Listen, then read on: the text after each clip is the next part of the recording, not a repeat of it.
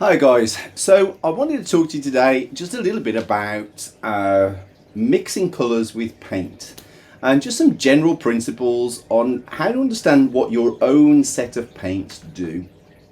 And that doesn't matter whether it's painting, a painting like acrylics or oils with these kind of tube artist paints, or if you're painting minis with the go-to paints for miniatures. Especially with this, because there seems to be a bit of a trend that I've noticed since returning to uh, painting miniatures, that you buy a colour for every single colour that you're going to paint, and I don't really see that that's a necessity. But that said, there are some basic principles that you can very quickly come to understand about the paints that you own if you sit down and work through these couple of exercises that I'm going to show you now. I'm not going to lie, this one isn't necessarily for the weak-hearted. It's you've got to have your mindset focused on doing it, because it's not exactly the most exciting thing to work through. But the results can be quite exciting because you get to understand what happens with your paint when you put it down onto the surface upon which you're going to paint. Now, I will add one caveat here, and that is these exercises are primarily aimed at opaque paints in general, not things like inks and watercolors, where there's a bit of a difference in how you would go about this. But I'll cover that another day. For right now, it's the more solid opaque paints that I want to focus on. So sit back. It's a little involved, but it's definitely worth doing if you want to understand what your paints actually do when you mix them. Okay, let's get on with it.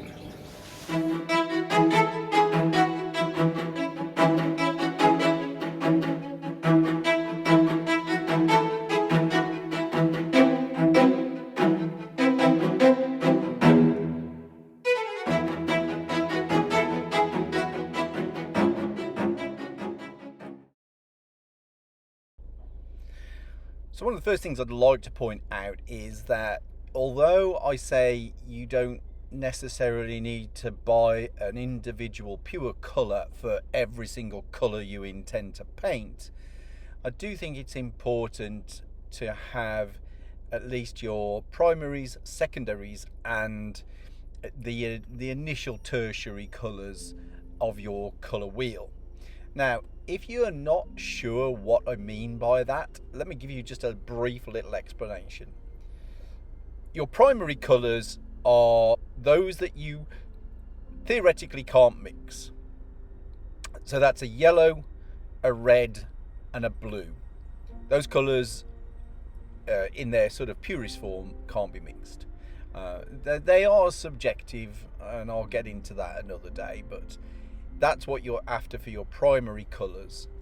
Your secondary colours are a mix of any two primary colours. So if you mix yellow and blue, you get a green. If you mix red and blue, you get a purple. And if you mix red and yellow, you get an orange.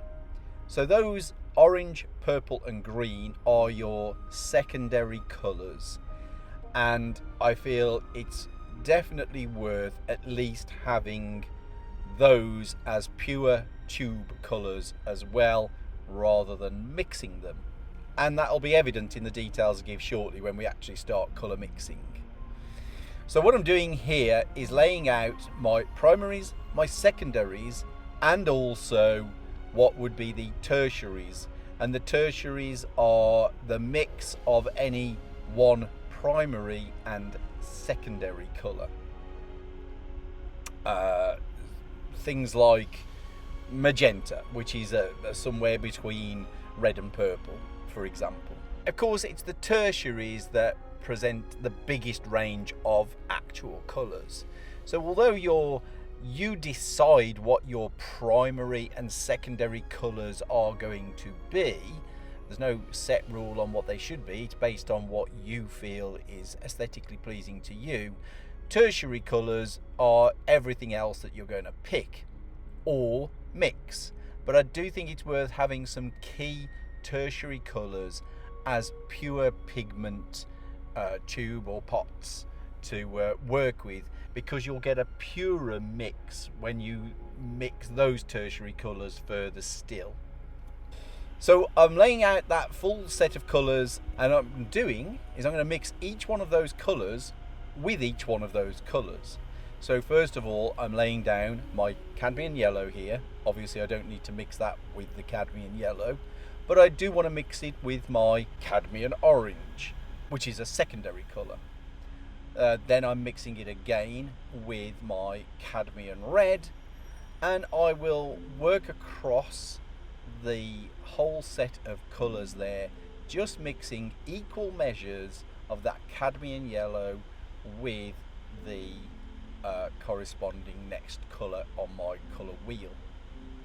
Now I'm using a palette knife here, and that's simply because I can get a nice flat colour, and I can also see as I mix variations in the colour as I mix, so it just gives me a little hint of what to expect. Okay, so that is the process. We're going to work through this now, applying each colour in the sequence and then mixing across to the right with each corresponding colour in that same sequence. And then I'll come back to the next step in a moment.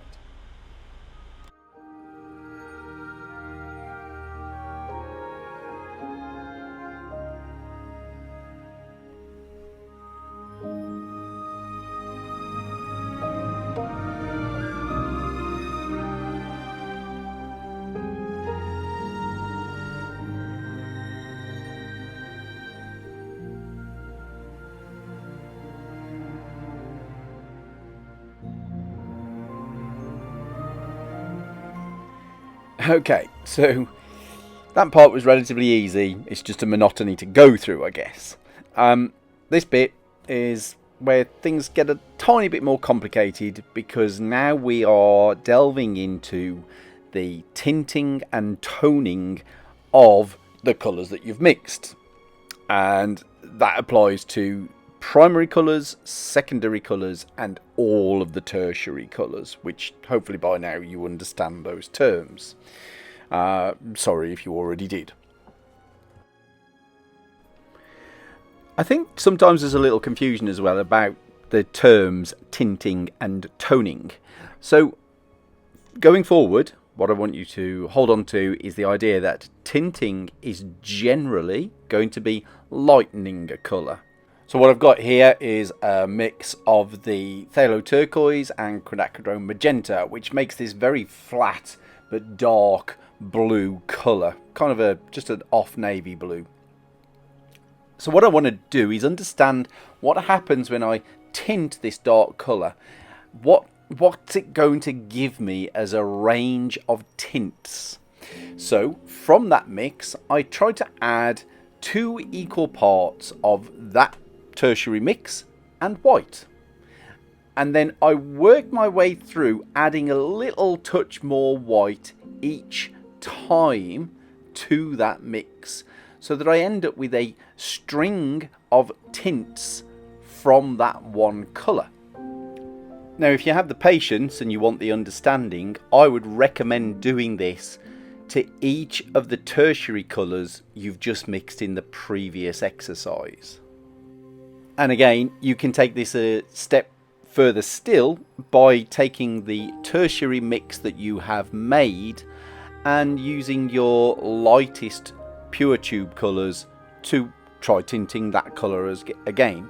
But it is this exercise that will teach you the nature of mud, i.e. when those colours go dirty. And this is one that comes up often in my lessons when people colour mix and they say, my colours just don't get as clean or as bright as yours. I'm going to come back to this point in a few moments, but I'm just going to reiterate, it is worth going through these tinting processes even with these other colours, because it will teach you hands-on why your colours go muddy. And it's not that this is a bad thing. These, what we call artist greys, can often tie a painting together, these more subtle, subdued colours. But understanding how they happen or why they happen is definitely key to this exercise.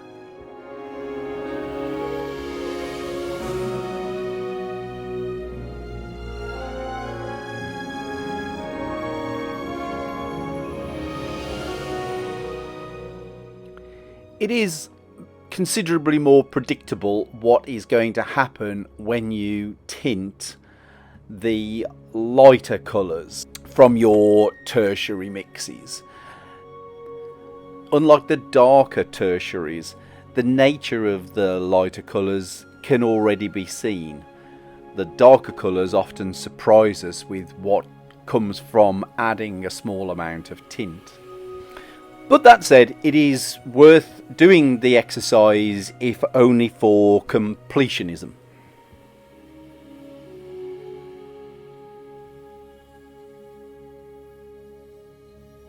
And so now we turn our attention to toning, where we apply a dark colour to further deepen and darken a tertiary mix, or a primary colour or secondary colour. Now, when it comes to toning, I have a few considerations that I make. I will either tone because I want to darken and warm a colour. I will tone it because I want to darken and cool a colour. Or I want to tone it because I want to increase the value, i.e. make it a much darker value than it currently was. It tends to be toning where I will begin to use earth colours. So the earth colours comprise all of your umbers, all of your siennas and all of your ochres. And they can be used effectively on their own. They themselves can be tinted and toned just as the colours that reside on your colour wheel. Okay, so what have I got going on here? I have a warm tertiary colour there, and what I want to do is lower the value of that colour, but I want to retain the warmth. So I use a warmer earth colour here to do that, and in this instance I've got burnt umber. The second toning exercise I'm doing here is about creating a low value warm colour, and here I want to create a lower value than the previous step. So for this I will tend to use Payne's grey mixed with my tertiary colour. So the previous tone really was about holding on to some echo of the original hue, whereas this step is more about the value and the temperature, not so much about the hue itself. Then finally I am going to just show you a mix that is a tone with a cool colour. In this instance what I'm doing is I'm using the complementary colour. The tertiary mix that I've actually got there is an orange, and the complement, the colour opposite on the colour wheel to orange, is blue. So here I'm using a light blue to tone that initial tertiary, and this is going to cool that colour in this instance. Okay, finally, how and why do muds happen? So basically what I've got here are three subjective primaries, a red, a blue and a yellow. Now if I take the red, in this instance a permanent rose, and tint it with a little white, I get this lovely fresh pink colour, and it's great. If I take that same permanent rose, but this time I tone it with the cerulean blue, I get this lovely deep lush plum colour, which again looks great. And again, if I tint that, the nature of that colour comes alive and it still looks great. Now let's try something a little different. What I'm going to do is I'm going to tint that permanent rose with some yellow, and I get this fresh looking, quite orangey pink colour as my tertiary. Now I'm going to tone that with some cerulean blue, which gives us quite a deep colour, but we can already see it's heading towards a mud. And if we add a little white into that and tint it, we can see this muddy colour. Now this muddy colour is perfectly fine in its own right. It's got a nice dull cool flesh colour to it, but it is still a mud. And here is the reason why. Cue the Venn diagram. So we have our three primary colours on the outside. If we mix any two primary colours, we get our secondary colour. But the moment we mix a derivative of all three primaries, or secondaries that constitute all three primaries, we get a grey or a mud. So in conclusion, to keep your tertiary colours clean, they must be the product of only two primary colours, and any tinting or toning hues used should also be a derivative of those same two primaries, with the exception probably of white. So wind it all the way back to the beginning, understanding where your own pigments, those that you own, fit around the colour wheel is of key importance when it comes to how you colour mix and build a design aesthetic that comprises a part of your own style.